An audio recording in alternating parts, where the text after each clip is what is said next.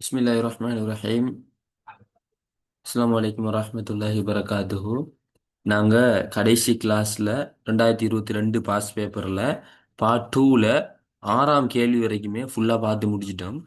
இன்றைக்கு வந்து மிச்சம் இருக்கிற எல்லா கேள்விகளையும் பார்ட் டூவில் முடிக்க போகிறோம் இன்ஷா அல்லாஹ்.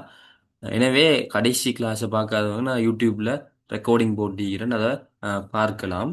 இப்போ நாங்கள் படிக்க போகிற விஷயம், முக்கியமான விஷயங்கள் என்னென்னு சொன்னால், இங்கே இஸ்லாம் பாஸ் பேப்பரை எந்த அளவுக்கு கிளாஸுக்கு வந்து அந்த பாஸ் பேப்பரை ரெண்டு மூணு செய்கிறீங்களோ அப்போ தான் அந்த எக்ஸாம் பயம் இல்லாமல் ஆகும். அதோட எக்ஸாம் எப்படி செய்யலாம்ங்கிற ஒரு தைரியம் உங்களுக்கு வரும்.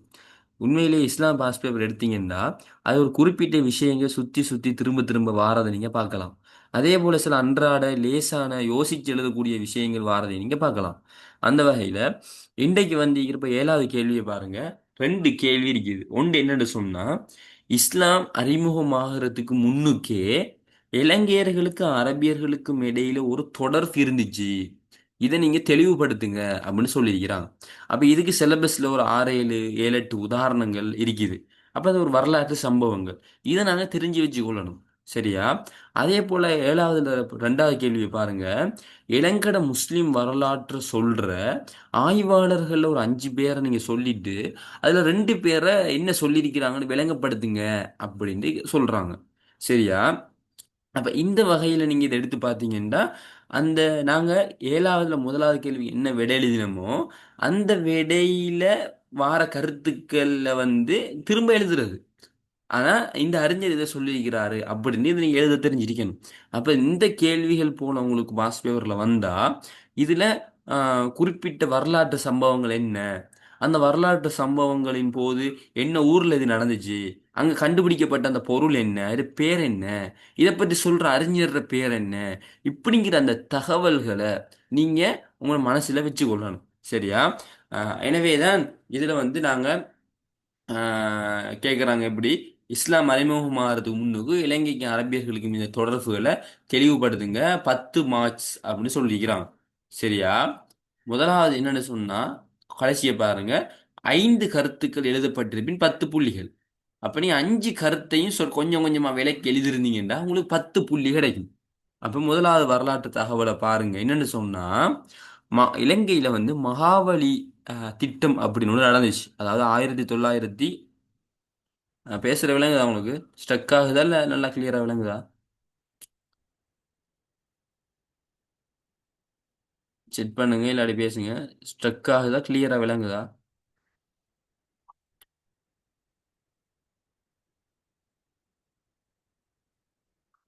ஓகே. 1978 ஜே.ஆர். ஜெயவர்தனங்கிறவர் ஆட்சிக்கு வந்தார். அவர் வரும்போதே சொன்னார், நான் வந்து மகாவலி திட்டம் அப்படின்னு ஒன்றை செய்வேன் அப்படின்னு சொன்னார்.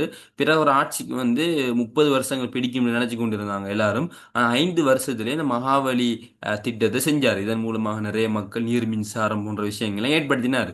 அப்ப இந்த மகாவலி அந்த திட்டத்தை புனரமைக்கும் போது அதுல வந்து ஒரு விஷயம் கண்டெடுக்கப்படுது. அதாவது நீர் எல்லாத்தையுமே கட்டுப்படுத்துற ஒரு இயந்திரம், நீரை தண்ணியை வந்து கட்டுப்படுத்துற மாதிரி ஒரு சுலுசுன்னு சொல்லுவாங்க, அது வந்து கண்டெடுக்கப்படுது. அவ கண்டெடுக்கப்பட்ட உடனே இது பழைய காலத்துல செஞ்ச மாதிரி இருக்குது.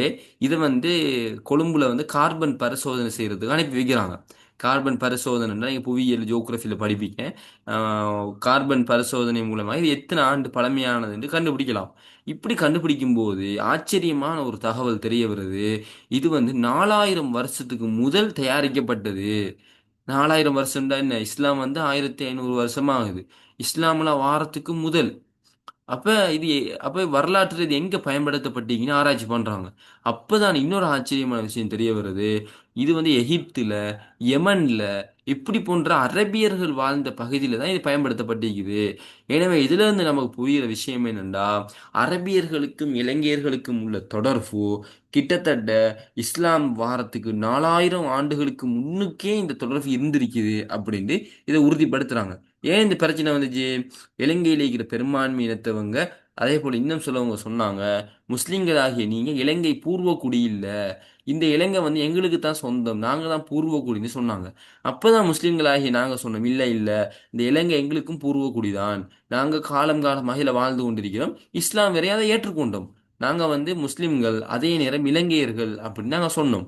அப்ப இதுக்கு ஆதாரமாகத்தான் என்ன செஞ்சாங்கன்னா வரலாற்றை புரட்டி தேடினாங்க. அப்ப இந்த ஒரு விஷயம், அதாவது இந்த சுலுசு கண்டுபிடிக்கப்பட்டது நாங்க இலங்கையின் பூர்வ குடிதான் அப்படின்னு அதனால என்ன செய்யப்படுது, நிரூபிக்கப்படுது. சரி, அடுத்த விஷயத்தை பாருங்க. பண்டுகாபய மன்னன் விஷயம். பண்டுகாபய மன்னன் என்ன செஞ்சுக்கிறாருன்னா, இந்த மகாவம்சம் உண்டு இலங்கையில இளங்கட பழைய வரலாற்று சொல்ற நூல் மகாவம்சம் அப்படிங்கிற நூல். இதுல வந்து ஒரு குறிப்பு ஒன்று இருக்குது. பண்டுகாபயங்கிற மன்னன் என்ன செஞ்சுக்கிறான் அப்படின்னா, இவன் வந்து அதாவது கிறிஸ்துக்கு முன் வாழ்ந்தவன். நபி அவங்கெல்லாம் வாரத்துக்கு முதல் நபி அவங்க கிபி 500 வந்தாங்க. இவன் கிறிஸ்து பிறக்கிறதுக்கே முன்னுக்கு ஒரு மன்னனாக இருந்தவன். இவன் ஆட்சி காலத்துல எவன அப்படிங்கிற ஒரு பகுதியை வந்து ஒதுக்கி கொடுத்துருக்கிறாங்க பிஸ்னஸ் பண்றதுக்கு. எவனங்கிற ஒரு பகுதியை ஒதுக்கி கொடுத்துருக்கிறாங்க. சரியா? அப்ப இதுக்கு விளக்கம் எழுதுற இந்த ஆனந்த WB குறுக்கேங்கிறவர் என்ன சொல்றாருன்னா, இந்த எவனங்கிற சொல் கிரேக்கர்களை குறிக்குது. ஆனா கிரேக்கர்கள் இலங்கைக்கு வர்றதுக்கு வாய்ப்பே இல்லை. அப்ப எவனங்கிறது பிற்காலத்துல அரபியர்களையும் குறிக்குது. எனவே இந்த கிறிஸ்துவத்துக்கு முன்னே இந்த பண்டுகாபி மன்னர் ஆட்சி காலத்திலேயே அரபு வணிகர்கள் இலங்கையில பிசினஸ் பண்ணியிருக்கிறாங்க. எனவே தான் அவங்களுக்கு ஒரு தனிப்பகுதியை அவர் ஒதுக்கி கொடுத்திருக்கிறாரு. எனவே அரபியர்களுக்கும் இலங்கையர்களுக்கும் உள்ள தொடர்பு இன்றைக்கு நேற்றைக்கு வந்தது இல்லை அப்படிங்கிறத இது கிறிஸ்துவுக்கு முன்னுக்கே வந்துட்டு அப்படிங்கிற இதன் மூலமாகவும் உறுதிப்படுத்துறாங்க. அதே போல பண்டுகாம்பே மண் என்ன செய்யறாரு அப்படின்னா, யோனாஸ்ங்கிற வார்த்தைகளை அந்த மகாவம்சத்தில் நிறைய குறிப்பிடப்பட்டிருக்கிறாங்க. அதுக்கு WK கைகருங்கிறவர் சொல்றாரு, யோனாஸ்ங்கிற வார்த்தை வந்து யொன்லிய அப்படிங்கிற ஒரு வார்த்தையில் தான் வந்திருக்குது. இது முஸ்லிம் பெண்களை தான் இது குறிக்குது அப்படின்னு இதுல சொல்றாங்க. சரியா? அரபிய பெண்களை இது குறிக்கிற ஒரு விஷயங்கள் அப்படின்னு இதுல சொல்லியிருக்கிறாங்க. அப்ப அதான் இந்த கலாநிதி சிரிமா கிரிபமுன அப்படிங்கிறவும் இதை சொல்றா. யொன்லிங்கிறது இப்ப கிபி 15ஆம் நூற்றாண்டுல வந்து முஸ்லிம் பெண்களை குறிக்குது அப்படின்னு இவ சொல்றான். சரியா? அதே போல நீங்க பாத்தீங்கன்னு சொன்னா, அதே போல பாருங்க, கிஎஸ் 4ஆம் நூற்றாண்டில் அரபு வணிகர்கள் தமது குடியிருப்புகள் இலங்கை நிறுவியதாக ஜே.ஆர். சின்னத்தம்பி அப்படிங்கிறவரும் இது சொல்றாரு. அதே போல் நீங்க தெதுரு ஓயா அப்படின்ற ஒரு நதி இருக்குது. இது வந்து சோனா நதி அப்படின்னு வரலாற்றுல எழுதியிருக்கிறாங்க. உங்களுக்கு தெரியும் சோனகர்கள் அப்படின்னு சொல்ற முஸ்லீம்களை. எனவே இந்த தெதுரு ஓயா வந்து இவ்வளவு ஆண்டு காலம் பழமையானது. அப்ப இதுக்கு சோனா நதின்னு இதை அழைக்கிறாங்க அப்படின்னா இந்த இடத்துல அரபியர்களுக்கும் இலங்கையர்களுக்கும் ஏதோ ஒரு தொடர்பு இருந்திருக்குது அப்படின்னு இவங்க கண்டுபிடிக்கிறாங்க. சரியா? அதே போல நீங்க ஜாஹிலியா காலத்துல சொன்ன இம்ரோல் கைஸ்ன்ற ஒரு டேஞ்சரான கவிஞர் இருக்கிறார்னு சொன்னேன். இவர கவிதைகள்ல ஏலம், இஞ்சி, கருவா போன்ற வார்த்தைகள் எல்லாம் பயன்படுத்திக்கிறாரு. அப்ப இந்த வார்த்தைகள் வந்து உண்மையிலேயே அரேபிய நாட்டுல இஞ்சி, ஏலம், கருவாலாம் இல்ல. அது வந்து இந்தியாவில் இருக்கிற ஒரு பகுதியிலையும் இலங்கையில் இருக்கிற ஒரு பகுதியிலையும் தான் இருக்குது. எனவே அவங்க ஒரு முடிவுக்கு வந்தாங்க. இம்ரோல் கைஸ்ங்கிற ரசூல் ஸல்லல்லாஹு அலைஹி வஸல்லத்துக்கு முன்னுக்கு வாழ்ந்த ஒரு கவிஞர். அப்ப இவர் இதை பயன்படுத்துறாருண்டா அரேபியர்களுக்கு இலங்கையர்களுக்கும் ஒரு தொடர்பு இருந்திருக்கணும். இலங்கையில இருந்து அரேபியர்கள் இந்த பொருட்கள் அங்கே எடுத்துட்டு போய் அதில் வாசனையில் அவங்க பார்த்து அவங்க எனவே தான் அவங்க உவமைக்காக வேண்டி இதை பயன்படுத்திக்கிறாங்க என்ற ஒரு முடிவுக்கு வந்தாங்க. எனவே இப்படிப்பட்ட ஒரு 5 கருத்துக்களை நீங்க சம்பவங்களை எழுதினீங்கன்னா உங்களுக்கு 10 புள்ளி ஃபுல்லா கிடைக்கும். சரியா? ஒரு பக்கத்துக்கு 1.5 பக்கத்துக்கு எழுதினா போதும். இப்ப அடுத்த விஷயங்கள் 2வது கேள்வி என்னன்னா, இலங்கை முஸ்லிம்களை பத்தி பேசின ஒரு அறிஞர்கள் 5 பேரை சொல்லிட்டு என்ன செய்யுங்க, அவங்க சொன்ன கருத்துக்களை 5 சொல்லுங்க என்று சொல்லிக்கிறாங்க. இது பாருங்க, முன்னுக்கு வைக்கிற அதே கேள்வியில விடையை தான் கொஞ்சம் மாத்தி எழுதினா போதும். இதுல வந்து இந்த கலாநிதி சுக்ரி, இந்த ஜாமின் அலிமியாவோட பிரின்சிபல் கிட்டத்தட்ட மரணிச்சாரு. கலாநிதி சுக்ரி, அதே போல நீங்க பாத்தீங்கன்னு சொன்னா நான் ஏற்கனவே வந்துச்சு கைக்கர், அதே போல இந்த கிரிபமுன ஒரு பெண்மணி, லோனா தேவராஜ் ஒரு பெண்மணி, இவங்க அடிக்கடி அதுல வருவாங்க. ஜே.ஆர். சின்னத்தம்பி, NJ கருணாநிதி, என்ன கருணா திலக். அப்ப இப்படியானவங்கட ஒரு 5 பேர் எழுதினா 5 புள்ளி கிடைக்கும். இப்ப இவங்க ஒரு 2 பேர் எழுதி இவங்க இப்படி சொன்னாங்கன்னு எழுதினீங்கன்னா உங்களுக்கு என்ன நடக்கும்? 5 புள்ளி கிடைக்கும். மொத்தம் 10 புள்ளி. இப்ப உதாரணமாக இப்னு ஷஹரயார் மற்றும் கலாநிதி சிரிமா கிரிபமுன இவங்க என்ன சொல்றாங்க?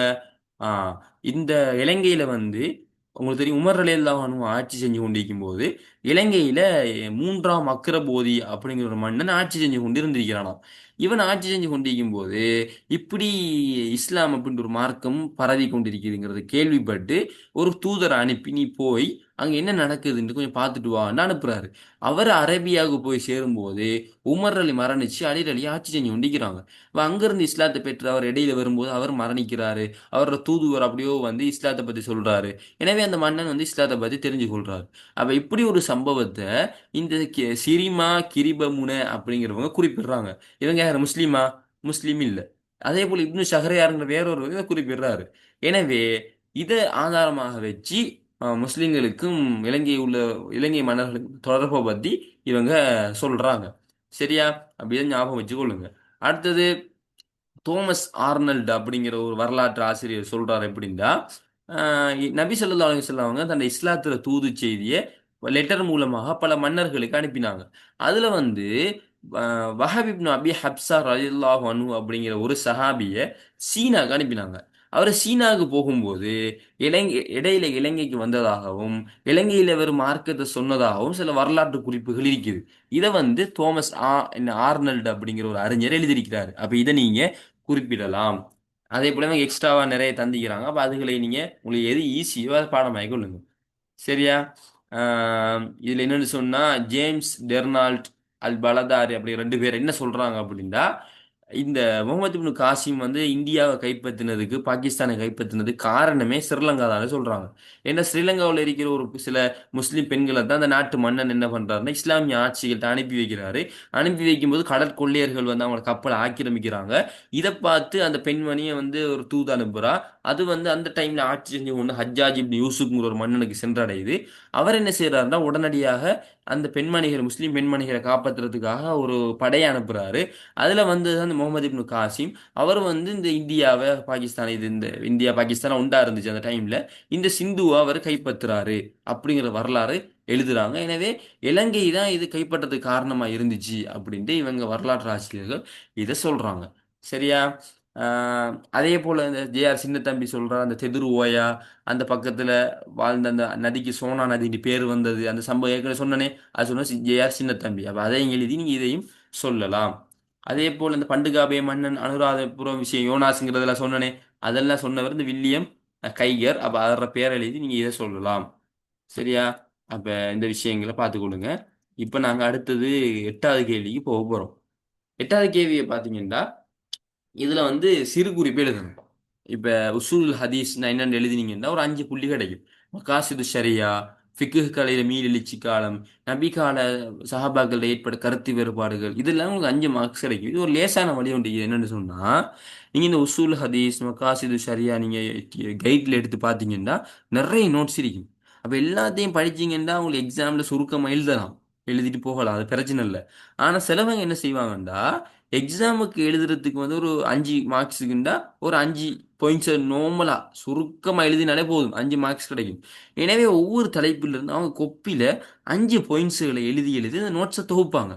அப்படி தொகுத்தா மொத்த நோட்ஸுமே ஒரு 20 30 பக்கத்துல வந்துடும். அப்ப அதை லேசா பாடமாக்கிட்டு போகலாம். போனா நீங்க அப்படியே எக்ஸாம்ல எழுதலாம். பாருங்க, உசூல் ஹதீஸ்ங்கிறது உங்களுடைய ஏலவல் இஸ்லாத்துல பெரிய ஒரு பகுதி. ஆனா அதை நீங்க ஒரு 5 பாயிண்ட்ஸுக்குள்ள சுருக்கி எழுதி பாடமாக்கினீங்கன்னா எக்ஸாம்ல வந்து டக்குன்னு எழுதி போட்டு வேலையை பார்க்கலாம். சரியா? அப்ப அப்படி நீங்க உங்களுக்கு விரும்பினா செய்யலாம். அப்படி என் ஃப்ரெண்ட் ஒரு ஆள் செஞ்சு அப்படி டக்குன்னு என்ன செஞ்சேன், நாங்களும் வந்து அவர் நோட்ஸை வாங்கி லேசாக நிறைய விஷயங்களை அவர் சுருக்கி இருந்தார். எக்ஸாமுக்கு எழுதுற மாதிரி லேசாக மெமரைஸ் பண்ணிட்டு போனோம். எக்ஸாமுக்கு வந்து நாங்கள் அப்படியே எழுதினோம். சரியா? அப்ப அப்படியான விஷயங்களை உங்களால செய்ய முடியும். சரி, இப்போ நாங்கள் உசூல் ஹதீஸ் அப்படின்னா என்னன்னு பார்க்க போறோம். அதை பத்தின ஒரு நார்மலான ஒரு அறிமுகத்தை நான் உங்களுக்கு சொல்றேன். உசூலுல் ஹதீஸ் அப்படின்னா, ஹதீஸ்னா உங்களுக்கு தெரியும். ஹதீஸ் இன்னமல் அமாலு பின்னியா, நாங்க என்ன ஒரு செயலை செஞ்சாலும் அது எண்ணத்தை பொறுத்து தான் அமையும் என்று ரசூலா சொல்லியிருக்கிறாங்க. அப்ப இது ஒரு ஹதீஸ். நீங்க உங்களோட மனசுக்குள்ள என்ன எண்ணம் இருக்குதோ அதை பொறுத்து தான் அதுக்கு நன்மையா இல்ல பாவமாங்கிறது தீர்மானிக்கப்படும். நீங்க வந்து அல்லாஹ்வுக்காக வேண்டிங்கிற எண்ணம் இருந்தால் உங்களுக்கு தொழுதுறதுக்கு நன்மை கிடைக்கும். அதே மக்கள் பார்க்கறதுக்கு எண்ணம் இருந்தால் தொழுதுங்க, ஆனா தொழுதுக்காக பாவம் கிடைக்கும். அப்ப இந்த இடத்துல இந்த ஹதீஸ் இது ஒரு ஹதீஸ். சரியா? இப்படி நிறைய ரபி அவங்க சொன்ன ஆதாரபூர்வமான ஹதீஸ் 10,000க்கு மேற்பட்ட ஹதீஸ்கள் இருக்குது. அப்ப இந்த ஹதீஸ்கள் எல்லாத்தையும் என்ன படிக்கிறது, இதை பத்தி ஆராய்ச்சி பண்றது, இது சஹீஹா லைஃபான்னு பார்க்கிறது, ஹதீஸ்களோட வரலாறுகளை படிக்கிறது, இதுக்கெல்லாம் தனி கலர் இருக்குது. அதான் உசூல் ஹதீஸ்னு சொல்லுவாங்க. நீங்க மதரசாவுக்கு போனீங்கன்னா அந்த உசூல் ஹதீஸ் பாடத்தை தனியா படிப்பீங்க. அதை படிச்சாதான் எங்களால வந்து இந்த ஹதீஸ்களை தரம் பிடிச்சு மக்களுக்கு தூய்மையான ஆதாரபூர்வமான ஹதீஸை கொடுக்க இயலும். அப்ப இதான் உசூல் ஹதீஸுங்கிற பாடம். இந்த பாடத்தை தாபீன்களாக இருக்கலாம், தபா தாபீன்கள்லாம் கஷ்டப்பட்டு இதை உருவாக்கி இதுக்கான விதிகளை உருவாக்கி அந்த ஹதீஸ்களை எங்களுக்கு பாதுகாத்து தந்துருக்கிறாங்க. அப்ப இதை பத்தி ஒரு 5 மார்க்ஸுக்கு நீங்க எழுதணும். அப்ப முதலாவது என்ன சொல்றாங்க பாருங்க. ஆஹ் தா தபோ தாபீன்கள் காலத்தில் ஹதீஸின் தூய்மையை பேணுவதற்காக அக்காலத்து அறிஞர்களால் அறிமுகப்படுத்தப்பட்ட ஒரு பாதுகாப்பு கலையாக உசூல் ஹதீஸ் அமைகிறது. பாருங்க, லேசான ஒரு பாயிண்ட்ஸ். இது தபோ தாபீன்கள் அப்படின்னா யாரு? நபி ஸல்லல்லாஹு அலைஹி வஸல்லம் சொன்னாங்க, எனது நூற்றாண்டு சிறந்த நூற்றாண்டு, அதுக்கு அடுத்த நூற்றாண்டு சிறந்த நூற்றாண்டு, அதுக்கு அடுத்த நூற்றாண்டு சிறந்த நூற்றாண்டு நபி அவங்க பாராட்டினாங்க. அப்ப நபி அவங்களோட நூற்றாண்டுக்கு அடுத்ததாக வந்தவங்க, நபி அவங்களோட சஹாபாக்களுக்கு பிறந்தவங்கன்னாங்க தாபியூன்கள் சொல்லுவோம். அந்த சஹாபாக்கள புள்ளைகளுக்கு பிறந்த புள்ளைகளை தபோ தாபீன்கள் சொல்லுவோம். சரியா? அப்ப இப்படியான அந்த சஹாபாக்கள புள்ளைகள் இவங்க உருவாக்கினது தான் இந்த உசூல் ஹதீஸ். இத ஹதீஸ் கலையை ஹதீஸை பாதுகாக்கிறதுக்காக வேண்டி இதை உருவாக்கினாங்க. இது ஒரு பாயிண்ட்ஸ்ல நீங்க கொடுக்கணும். அப்ப இந்த தகவல் உங்களுக்கு தெரிஞ்சிருக்கணும். அடுத்தது வந்து நீங்க ஓகே இவங்க உருவாக்கினாங்க. இப்போ உசூல் ஹதீஸ்னா என்னன்னு சொல்லணும். அதாவது ஹதீஸ்ல அடிப்படைகளை பத்தி ஆராயிற ஒரு கலை தான் இந்த உசூல் ஹதீஸ். சரியா? உசூல் ஹதீஸ்னு அரபுல சொல்லுவாங்க, ஹதீஸின் அடிப்படைன்னு தமிழ் மொழிபெயர்ப்பு வரும். அப்ப ஹதீஸ்ல அடிப்படைகளை ஆராய்ச்சி பண்றதுதான் இந்த உசூல் ஹதீஸ்னு சொல்லுவோம். அப்படின்னு சொன்னீங்கன்னா உங்களுக்கு அடுத்த பாயிண்ட்ஸ் ஓகே. இப்ப நீங்க இந்த உசூல் ஹதீஸ்ல வார விஷயங்கள் என்ன? இக்கலையில ராவி அப்படின்னா அறிவிப்பாளர்கள், இந்த ஹதீஸ் அறிவிச்சவங்க யாரு, அவங்களோட வரலாறு என்ன, அவங்க நல்லவங்களா கெட்டவங்களா, இவங்க சொல்ற ஹதீஸை நம்ம நம்பலாமா, இப்படியெல்லாம் இதுல ஆராய்ச்சி பண்ணுவாங்க. அதே போல முஹத்திஸ் அப்படிங்கிற விஷயம். ஒரு முஹத்திஸ் ஒரு ஹதீஸ் அறிவிக்கிற இந்த முஹத்திஸ்கள், இமாம் புகாரி, இவங்கெல்லாம் எப்படிப்பட்டவங்களா இருக்கணும், இவங்களோட பண்புகள் என்ன, குவாலிட்டி என்ன, யார் ஹதீஸ் அறிவிக்கலாம் அப்படிங்கிற விஷயங்கள். அதே தாலிபுல் ஹதீஸ், ஒரு ஹதீஸை படிக்கிற மாணவர்கள் எப்படிப்பட்டவங்களாக இருக்கணும், அவங்களுக்குரிய தகமைகள் என்ன, விதிகள் என்ன, இப்படி போன்ற விஷயங்கள் இதுல நாங்க கற்கிறோம் அப்படிங்கறத எழுதினீங்கன்னா உங்களுக்கு 3வது பாயிண்ட்ஸ் ஓகே. 4வது பாயிண்ட்ஸ் எழுதுவீங்க என்னன்னு சொன்னா, இந்த உசூல் ஹதீஸ்ங்கிற வரையறைக்கு முரணாகிற எந்த ஒரு செய்தியும் ஆதாரபூர்வமற்றது, அது பலவீனமான செய்தியாக கருதப்படும். அப்படி எழுதினீங்கன்னா 4வது பாயிண்ட்ஸும் சரி.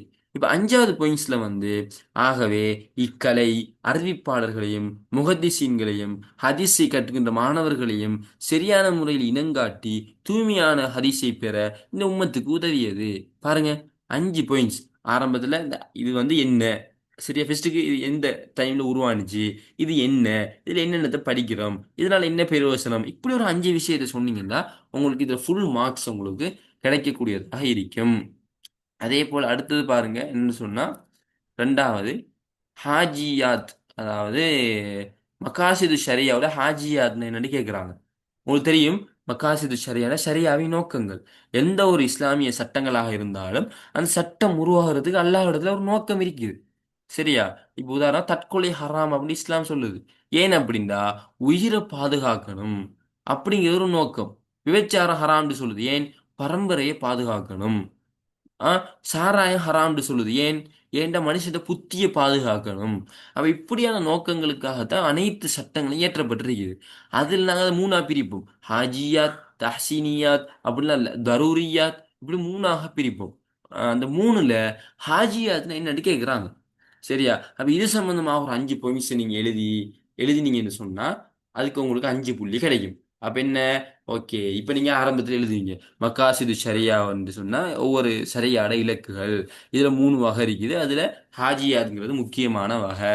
ஹாஜியாத் அப்படின்னா ஒரு மனுஷனுக்கு அத்தியாவசிய என்ன தேவைக்கு அடுத்த உள்ள ஒரு நிலையாகும். இது வந்து இந்த ஹாஜியாத்தை பின்பற்றினா மனுஷனுக்கு கஷ்டம் அசௌகரியம் இல்லாம நிம்மதியா வாழ இயலும். சரியா? இது வந்து லரூரியாவை விட படித்தரத்துல கொஞ்சம் குறைஞ்சது. அதை பத்தி ஒன்று தெரிஞ்சதை எழுதுங்க. சரியா? இதை பின்பற்றி நான் வந்து வாழ்க்கை சீராக அமையும், கஷ்டங்கள் வராது. இதுல நோக்கம் என்ன செய்யணும், மனுஷனுக்கு ஒரு அசௌகரியத்தை நீக்குறது தான் இந்த ஹாஜியாத்திர நோக்கம். அப்படிலாம் எழுதுவீங்க. உதாரணமாக ஒரு நோயாளியா இருக்கிறவர், பிரியாணி அடிக்கிறவர் தொழுகையில வந்து அதை சேர்த்து சுருக்கி தொழலாம், இப்படி ஒரு சட்டம் இருக்குது.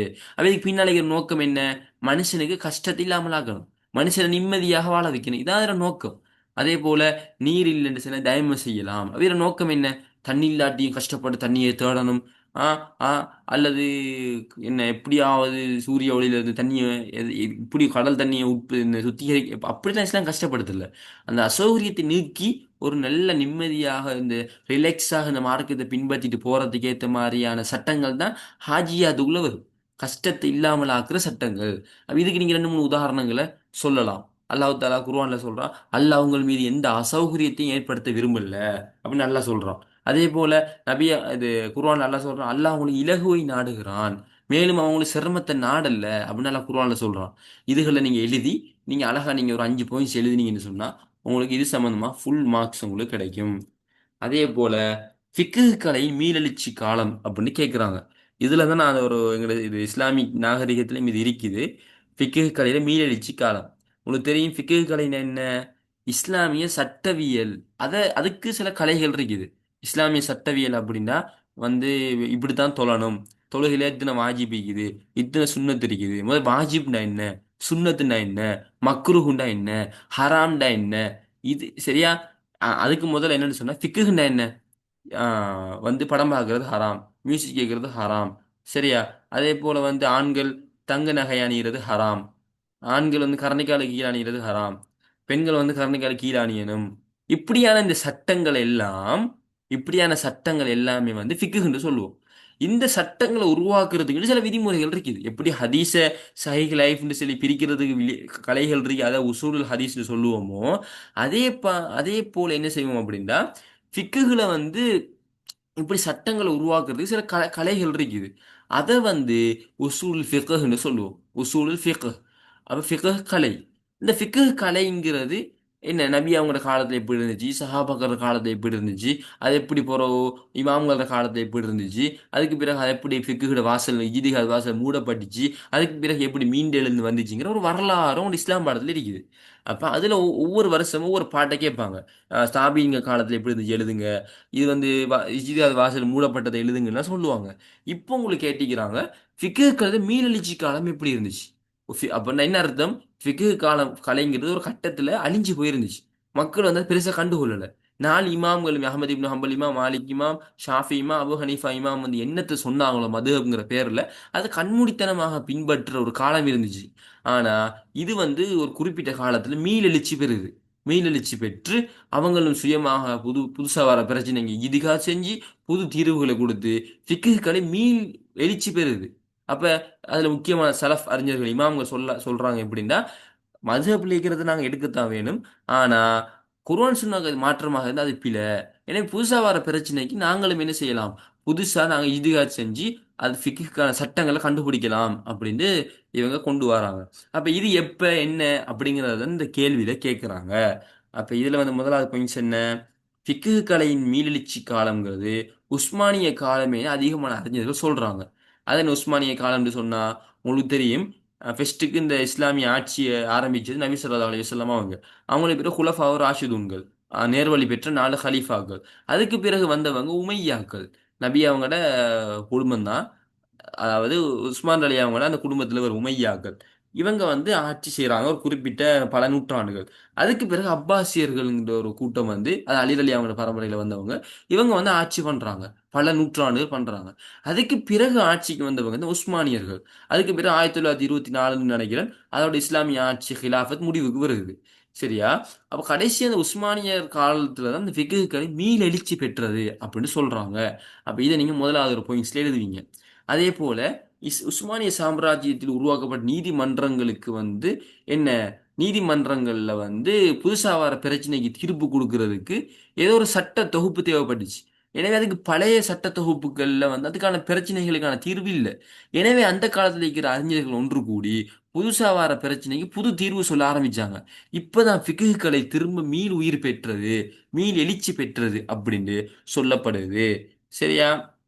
அப்ப இவங்கட காலத்துல உருவாக்கப்பட்ட அந்த புதுசா வந்து என்னன்னா மஜல்லத்துல் அஹ்காம் அல் அதிலியா அப்படிங்கிற புத்தகம் ஹனஃபி மதுஹப் அடிப்படையாக வச்சு உருவாக்கப்படுது.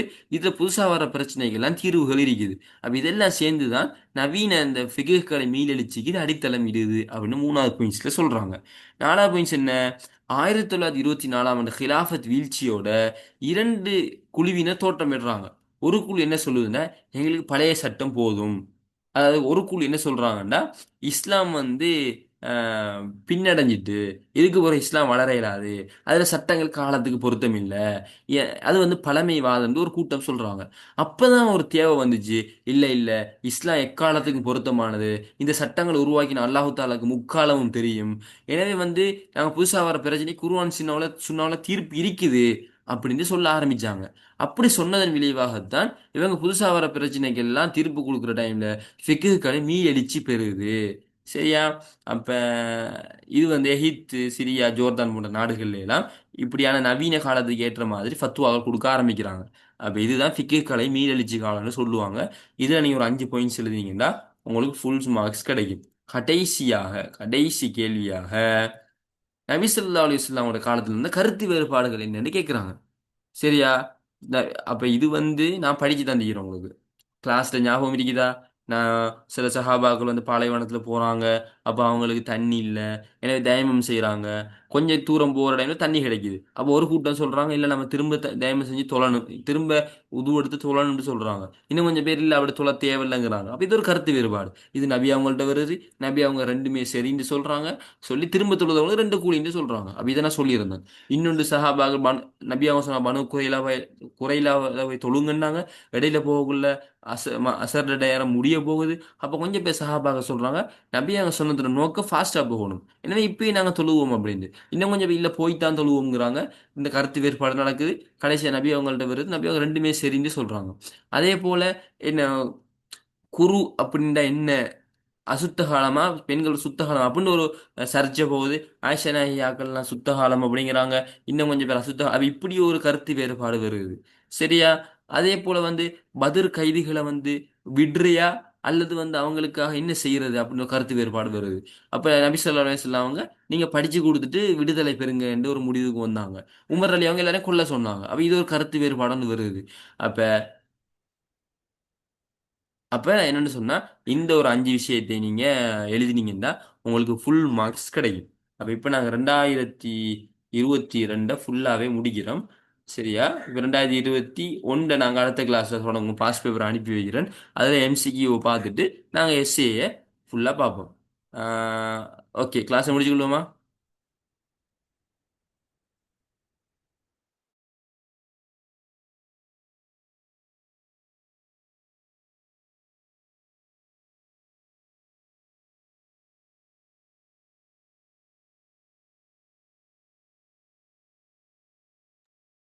கிளாஸ முடிச்சுக்கொள்வோமா?